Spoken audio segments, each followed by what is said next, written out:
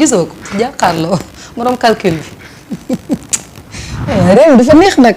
man yëguma woon ne ñëpp si Sénégal. mais si man kay xam naa yëgoo démb gisoo ko ak grand boobu. gis naa ko démb. et malheureusement pour Thierno Bocoum. dañ koo annulé parce que Thierno Bocoum vraiment li mu subir démb c'est de l'humiliation la. baax na ci moom sax. parce que à la place de gars yi war nañ ko ne ko on préfère Cheikh Yérim que yow te Cheikh Yérim. maanaam dañ ko wax yow tekki woon dara ci réew mi loolu lañ ko wax ñoom waa. ça signifie beaucoup de choses man su ma nekkoon un proche de Thierno Bocoum. dinaa ko woo ñu waxtaan. man ko grand il faut revoir beaucoup de choses. si aujourd'hui bu ñu demee dans ce pays yow nga nekk un acteur politique. ak fii politique gu Sénégal toll. les gens préfèrent recevoir Cheikh Yérim que yow ñu recevoir la et ces changements c'est à la dernière minute. dernière minute wallaay dañ ko humilier. Cheikh Yérim n'était pas programmé. déedéet. et ils n'ont même pas le respect de tenir leur parole à ton égard il faut nga xam ni ngay def. baax na ci moom ñoomi neen la de. seen biir la yàlla xam na ne nag damay wax rek. seen naa ko. waaye mënuma laa wax benn baat bu mu wax foofu ndax seetaanuma émission bi damay waxante dëgg rek te yàlla rek tax wax dëgg fa na yàlla seetaanuma seen. non dama la wax waa ji moo doon wax ne. alors ñii du moo mën a teew. gis naa ko et après j'ai vu quelques extraits yu gars yi bind. waaw. di wax ne véritablement Ousmane Sonko dafa am lu ko metti parce que Ousmane Sonko bëggul gis Diomaye nekk président. nee na waxoon na ni xuloo bi dina am de que ni ñoom ñaar ñii. Sonko ak Diomaye loolu façade bi la woon rek. ku jàpp ne xuloo am na ku ne. mooy donc déggoo Ousmane Sonko wala déglu nga Ousmane Sonko mais déggoo ko. et fii ñun on a largement expliqué dans les stratégies de communication ak l'audace bi Ousmane Sonko def. pour créer une sorte de crise dans son propre parti pour centraliser le pouvoir politique autour de lui. xam nga politique nag il faut nga intelligent pour nga def ko. pour nga réussir ko.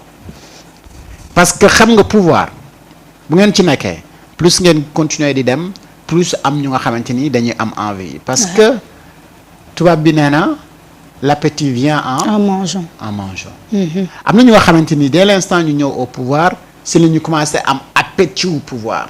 Ousmane s'est rendu compte que ne oui ça peut exister mais quelle est la stratégie pour donc nga femm loolu yëpp wala nga fomm loolu yëpp. alors il faudra créer une sorte de malaise. et malaise boobu noonu da nga koy créer entre ku nga xamante ni yow ak moom dara xajul seen diggante.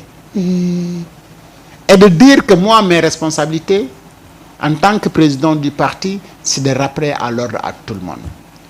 même bu fekkee ne am na ko xalaatoon ne hop man kat je voulais faire. au moins créer benn autour de moi benn sorte de gang mu ne non loolu dafa am y a pas de clan et le président de la République vous êtes invité à revoir yenn yi nga xamante ni ça ne va pas et structurer waat base bi delloowaat gars yi ñu gën a jàjju mobiliser wu gën a jege li nga xamante ni moom est-ce que donc Ousmane est dans la politique et c'est des combats politiques qu'il faut mener. Est-ce que cela change absolument rien de li nga xamante ni moom moo xew. et après lan la wax ci communication. président Diomaye sama xarit la démissionné wu ma dew ma fenn. nee na démissionné wul de ñuy xaar moom nañ taxaw. et moi je suis convaincu qu'il restera et continuera à être le premier ministre de Bassirou Diomaye Diakhar Faye. et après sa communication. Qu'est-ce qui s'est passé? Certainement, il y a eu des réactions au sein du parti et le président de la République, Bassirou Diomaye Diakhar Faye, qui est très conscient que ne fi mu toog Ousmane Sonko moo ko fa yóbbu mais il a fait des réactions également. donc c'est une stratégie politique. bu amee ñu nga xamante ni dañuy gis leneen derrière la communication de Ousmane Sonko c'est parce qu'ils n'ont pas compris et su waxeewul nii mu waxee nii nan lay waxee. ñëw raayal gars yi di nëbbal dëgg bi alors que le projet fondamental de PASTEF base fondamentale yi ko tënk mooy ñuy waxante dëgg suñu biir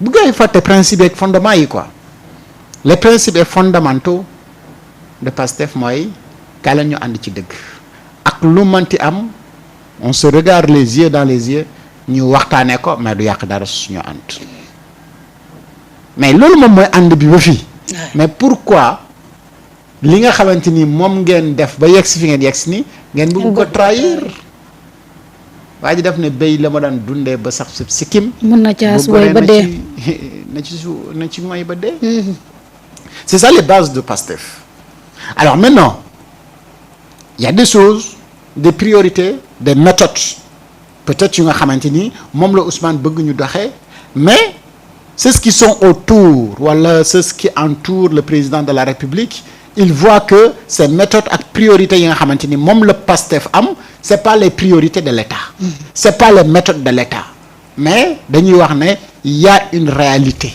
autour de l'État surtout et lui il est convaincu que ni yooyu c'est des réalités yu nga xamante ni ay nit ñoo ko inventé teg te ñi nga xamante ni ñoom ñoo inventé le projet ak méthode ak priorité yi nga xamante ni ñoom ñoo am mën nañu war a imposer donc seen méthode ak seen réalité yi nga xamante ni moom la ñu jàpp ne état war na ko mën a doxee c'est pas à l'état qui doit venir c'est pas eux qui doivent venir synchroniser avec l'état mais c'est l'état qui doit synchroniser avec les priorités et le projet de Pastef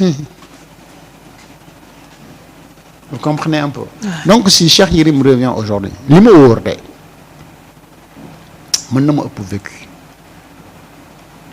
mën na ma ëpp njàng mën na ma mag mais aujourd'hui am une lecture lucide de la politique sénégalaise gëm naa ne mën na ma ko bañ ñàkk def moom di météo mi yëpp ko nax fan yi parce que man de 2019 jusqu'à nos jours li ma wax ci politique dara dañu ci yow xel ngay waxee moom xol lay waxee bokk man non kenn du waxee nag xol lay waxee moom ni muy waxee sax xel ak xalaat da nga koy teg ci xam-xam parce que suba nag liy xew suñu borom rek moo ko xam mais boo xoolee espace bi ni muy demee nii dafa am lu nga xamante ni da nga koy comprendre que ni ça va donner ça très bientôt bëri na lu ñu toog fii wax ko wallahi gisuñu yëguñu ka nga xamante ni après génn na wax wala jëf mu méngoo exactement ak ñun dañu doon xalaat lan moo waral loolu parce que dafa am lu nga xamante ni dañ koy jàngat et non seulement ci nit ki ci ay démarches am ay jëfam mais même dans son regard et dans son comportement on comprend et tey dans la politique bu fekkee ni moom li mu fi wax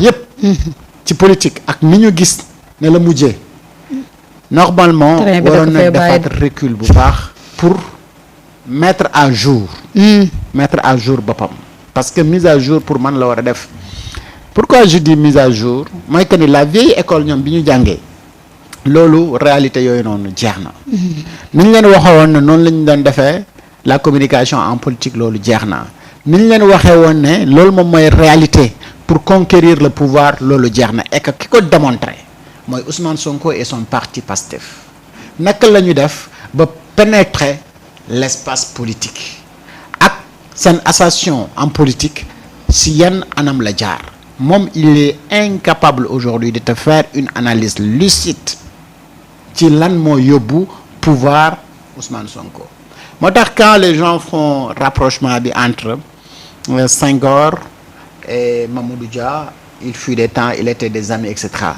mais quand tu fais ces rapprochements entre Ousmane Sonko ak Diomaye tu te perds carrément sa analyse du juste xamul too du juste Mamadou Dia ak Senghor kan moo ci tuddee woon moromam doom kenn personne et auparavant est-ce que ñoom dañu mosoon bokk benn syndicat déedéet est-ce que ñoom dañu mos a bokk benn prison bu ñu leen tëj est-ce que ñoom dañu mos a bokk ñoom ñaar même projet bu ñuy toog di ci bind jour et nuit déedéet est-ce que Mamadou Dia dafa mos a taxaw ci meeting yooxu ne yow mi yaay suñu candidat yow la ñuy fal est-ce que Senghor étant président dafa tuddee yaayu Mamadou Dia doom musta am donc ça c'est des relations humaines fondamentalement humaines alors parlons de autre chose oui Diomaye il est sérère Ousmane est Joola oui. Au-delà de tout il y a cousinage à ouais. plaisanterie dañ ne mbir yi yow mii day waroo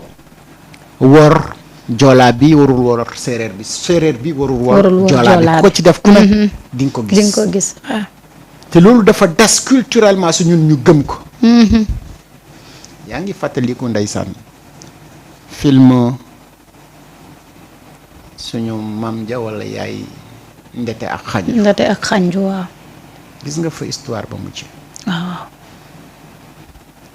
mais Diomaye fu mu toog. war naa xam ne thème bi gënoon na fee dey. su rootaaleel ko. rootaaleel ko. rootaaleel ay ñoñam. rootaaleel képp ku dend ak moom. kooku buy xool Ousmane. kooku dëgg naa ne ñoom ñaar buñ doon ànd ñoo suuxandoo. buy xool Ousmane beneen bët lay gis au delà de li gars yi di interpréter parce que fii. réel politique moo fi existé wul. déedéet. la relation entre Ousmane ak Diomaye y a pas de réel politique. moo tax soo si def une analyse bëgg ci indi réel politique da ngay passer à côté. tu passes complètement à côté parce que réel politique existe foofu lu leen boole c'est pas la politique. et Diomaye l'a dit répété waat ko et tous les jours nee na ci àdduna. amul luy tax moom diggante ma ak Ousmane mu yàqu. il n'est pas omnibulé par le pouvoir moom Diomaye. Ousmane Sonko vous dit clairement que ni lijjantiwul pouvoir. billaay fi mu toog moom li yéene ko naa ñor mooy redresser le Sénégal et dire la vérité aux Sénégalais. Diomaye ne la may redresser le Sénégal ak dire la vérité aux Sénégalais moom moo ma ñor mais ñaar ñii nooy mën a gisee problème entre ñoom ñaar. moo ma jaaxal. mais tu ne peux pas voir que c'est deux hommes de principe, deux hommes véridiques. ñu ne la ñoom étant dans leur parti politique malgré seen accompagnement ak fi ñu toll mais ils n'étaient pas tout le temps d'accord ci ay points de vue. donc loolu di continuer di am tey li ñu war a jàngat ci li nga xamante ni moom moo fi am ni dañu war a comprendre ne ça c'est une richesse démocratique. pour la première fois au sommet de l'État on parle que le premier ministre ak le président ci yenn gis-gis yi bokk ñu ci gis-gis malgré tout ñu ngi continuer di dox ñoom ñaar ñooy bokk di ànd di dox ci tapis rouge bi. oui le problème. amu ko de. yéen fi doon case barki def boo jaay ni ñoom ñett waruñoo ànd. waruñoo ànd te taxaw si tapis rouge bi di ree loolu du république. ñoo ko loolu xam loolu c'est barki dem. kenn xamul. y a pas longtemps yéen yéen a war a wax ni.